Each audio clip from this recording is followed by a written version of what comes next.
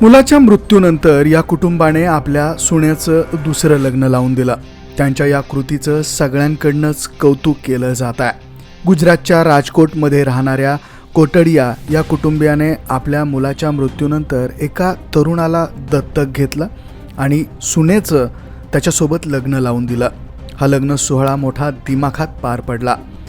Kitchenware व्यवसायात असलेले चंदूभाई कोटाडिया आणि त्यांचा मुलगा सम्राट कोटडिया यांचा कोविडमुळे 2020 साली मृत्यू झाला होता. सम्राटला जेव्हा ताप चढायला लागला तेव्हाच माझ्या भावाने त्यांना डॉक्टरांकडे जायला सांगितलं. तो त्यांच्या फॅमिली डॉक्टरकडे गेला. आठवडाभर त्याने औषधं घेतली आणि त्याला आराम पडला नाही. 8 दिवस उलटले तरी त्याचा ताप उतरत नव्हता. त्याने कोविड टेस्ट केली, ती पॉझिटिव्ह आली.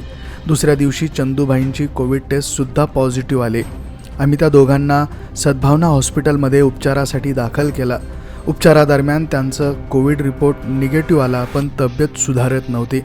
24 दिवस हॉस्पिटलमध्ये काढल्यानंतर मी सम्राटला अहमदाबादच्या जायडस हॉस्पिटलमध्ये हलवलं आणि चंदूभाईंना सिनर्जी हॉस्पिटलमध्ये हलवल्यानंतर 6 दिवसात दोघांनी अखेरचा श्वास घेतला. वडील आणि मुलाचा एकदम मृत्यू झाल्याने सगळ्यांनाच धक्का बसला होता.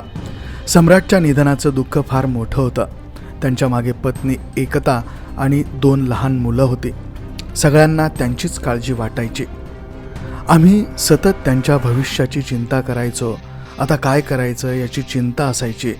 मी एकता आणि मुलं एका खोलीत झोपायचो, पण डोळ्याला डोळा लागत नव्हता.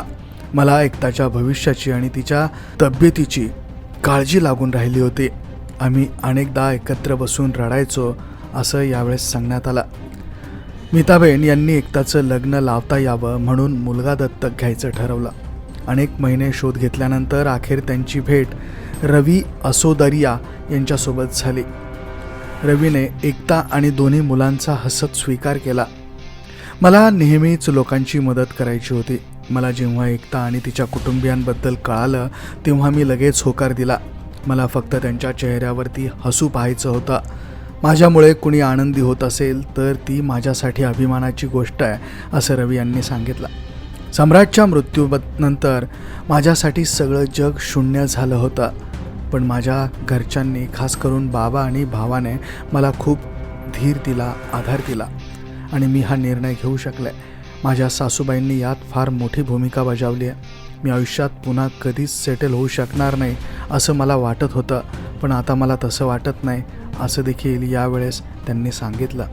मला लोकांना हेच सांगायचं आहे की विधवांचा पुनर्विवाह झाला पाहिजे.